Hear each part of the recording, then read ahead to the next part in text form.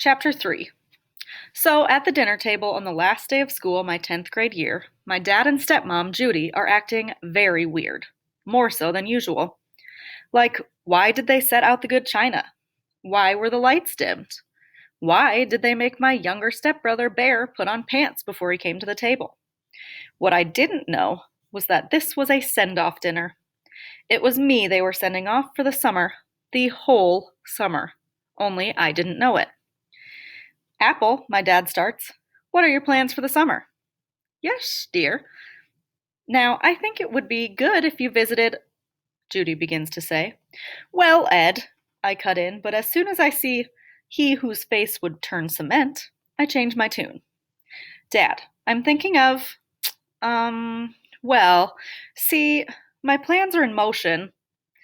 What can I say? I have no idea what my summer plans are. I never have summer plans that don't include running away from my pesky brother, swimming in a boatload of spending money that I call my dad's guilt offering after his years with Jim Beam, and just plain relaxing. After a school year trying desperately to fit in, but never quite making it. I look back and forth between my dad and Judy. There's something going on. Usually Judy jumps when I look around the table, thinking I need something. My dad continues. Apple, Judy and I were thinking. I look up from my mountain of peas, which are blissfully parted away from my chicken.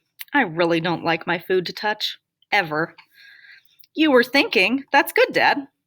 Well, yes. You know, every summer I need to go back to the University of Minnesota Medical School for its annual conference. Yeah, Dad, Bear and I will promise not to fight this time over who gets to keep the gift bags if they have models of cancer-ridden organs. Bear spits his food out, adding, But, Dad, that tar-covered lung last year was awesome. Judy chimes in. Now, kids, your father is trying to talk. My stepmom has a sibilant S, so when she speaks, it sounded like a teapot whistling Dixie. If she gets really wound up, her S's would attract all the neighborhood birds. Seriously. Once, a blue jay plowed into our living room window trying to fly to her sibilant S. For some reason, I was the only one who found that funny. She caused a bird to commit suicide. That's funny, right? So, Dad continues, while looking at Bear and me, this year, Judy and I were thinking that you could spend some time with your grandparents. Since he's looking at Bear too, I'm assuming he means Judy's parents. Lame. Judy's parents, May and Jed Silver, are the only grandparents I really know, since my dad's passed away before I knew them. Don't get me wrong, I like Judy's folks and everything, even if technically they're my step-grandparents, or something like that. But they're missionaries. Out on a mission.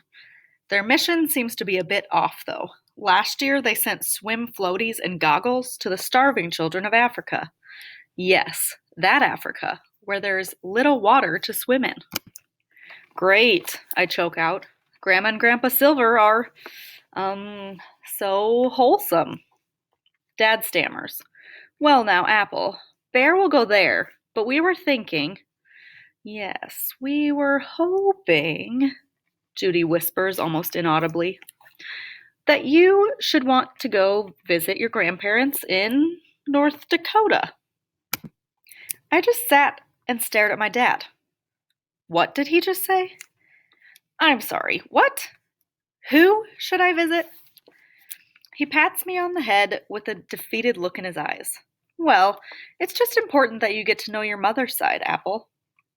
Since I didn't belong to any social scene, I only put up a pretend teen protest when the dinner table conversation turns into my dad suggesting I spend some quality time, read They Want a Reprieve from Me, with various relatives. I can't believe it. They're giving me the boot.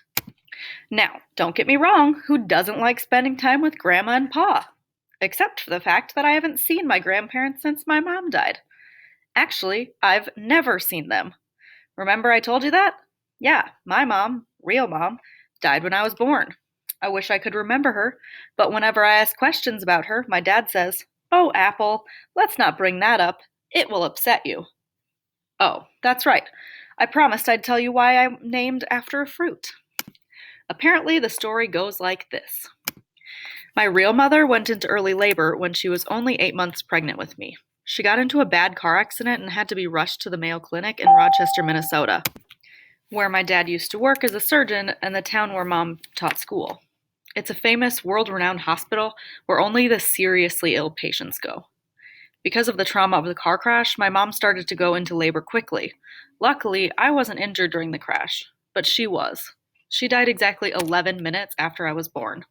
I came into this world just as she was leaving. My dad only told me this once because he never talks about her. Never. He did, however, let me know the last thing my mom ever said was something like, "My fille, les pommes de Mayu." That's supposedly a bad and rough translation in French for "my girl, the apple of my eye." Why was my mom speaking French? See, my mom grew up in a little town in North Dakota called Morinville. It's 14 miles from the Canadian border and smack dab in the middle of the Turtle Mountain Chippewa Indian Reservation. Yep, she was a real live Native American. She actually spent a lot of time with her grandmother from the time she was 2 years old. The brief and simple history of this reservation is that its people are descended from Chippewa Indians and French fur traders, so they have a mixed heritage. I guess a lot of people on that reservation used to speak both French and the local dialect of the Chippewa, or the correct term, Ojibwe. Her parents worked all week, so during the day, my mom's grandma would babysit. Mom's grandmother, Elizabeth, spoke Michif, language which is a blend of Cree and French, with some Ojibwe words thrown in for good measure. The mixed band of natives were called Métis, the French word for mixed, but the tribe also called themselves Michif. It's confusing a little, but I sort of like having more than one name to call yourself. On this reservation, the French words aren't pronounced the same. Their French words sound different, same spelling, but a distinct way of saying them.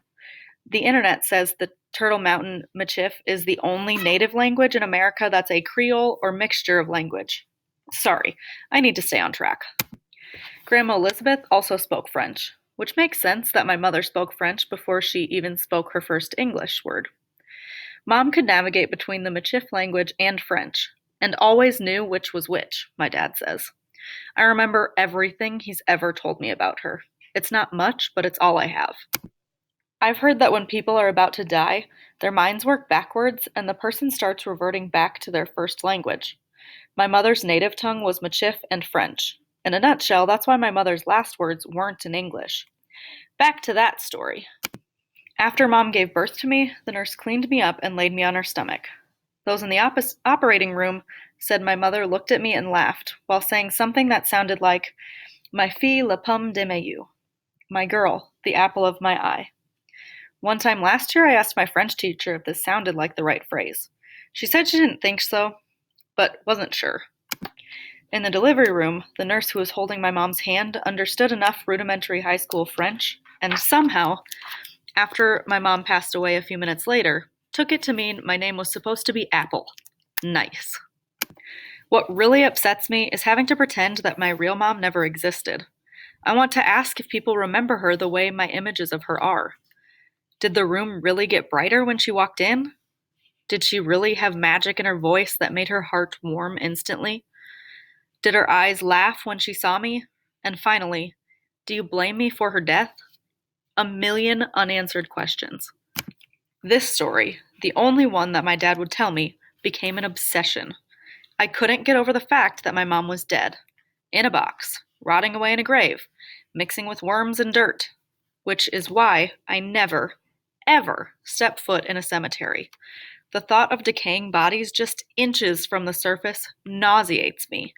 The last time my dad tried to take me to a funeral, I screamed bloody murder when they lowered the casket in the grave.